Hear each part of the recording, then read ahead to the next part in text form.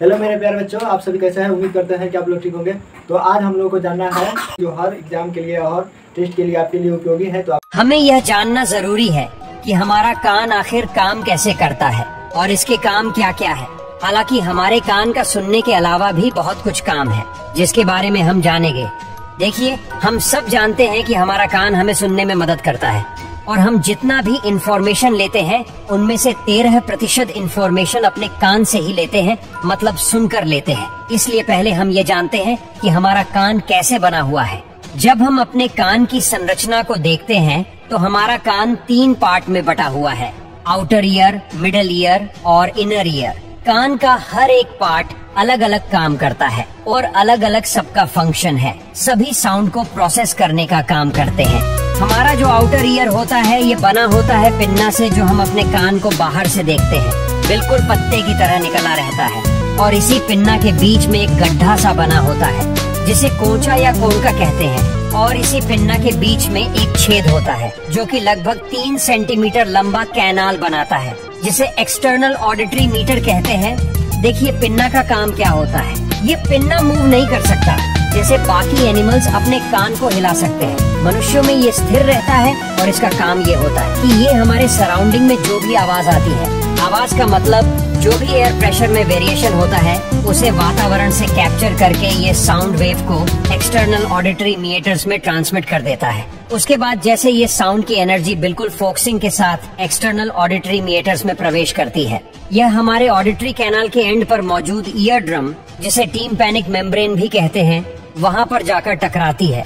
जब sound wave external auditory meatus में आती है तो यह कैनाल साउंड को थोड़ा एम्पलीफायर कर देता है। इस ईयर ड्रम के दूसरी ओर हमारे कान का मिडिल ईयर स्टार्ट हो जाता है, जो 3 छोटी छोटी हड्डियों से मिलकर बना हुआ होता है और इसमें एक ट्यूब होता है जो नीचे की ओर जाता है। ये 3 छोटी छोटी हड्डियां हैं, ये हमारे शरीर में पाए जाने वाली सबसे छोटी हड्डियां होती है।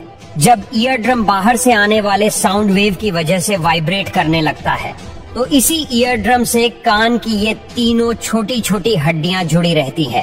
देखिए, हमारे कान के मिडिल ईयर से एक और ट्यूब नीचे की ओर निकलती है जिसे यूस्टेशियन ट्यूब कहते हैं। ये हमारे नाक से जुड़ी रहती है।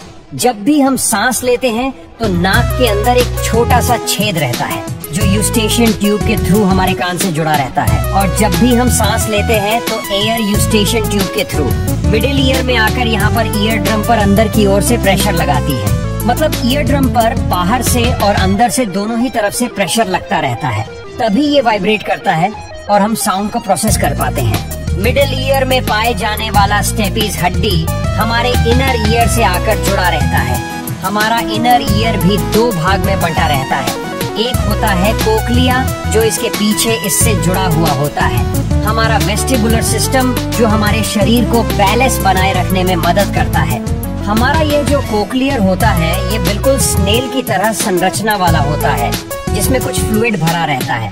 देखिए, जब ईयर ड्रम की वजह से ये तीनों हड्डियां वाइब्रेट करने लगती हैं, तब ये हड्डियां अपने वाइब्रेशन को कोक्लिया में ट्रांसमिट करने लगती है। मतलब इसके वाइब्रेशन से कोक्लिया भी वाइब्रेट करने लगता है और ये कोक्लिया भी अंदर से 3 भागों में विभाजित रहता है। सबसे पहले साउंड हमारे ब्रेन स्टेम में पहुंचता है। ब्रेन स्टेम से एक नर्व आती है। इसी ब्रेन स्टेम के पीछे यहाँ से ट्रैक पहुंच जाते हैं थैलेमस में। और थैलेमस क्या करता है?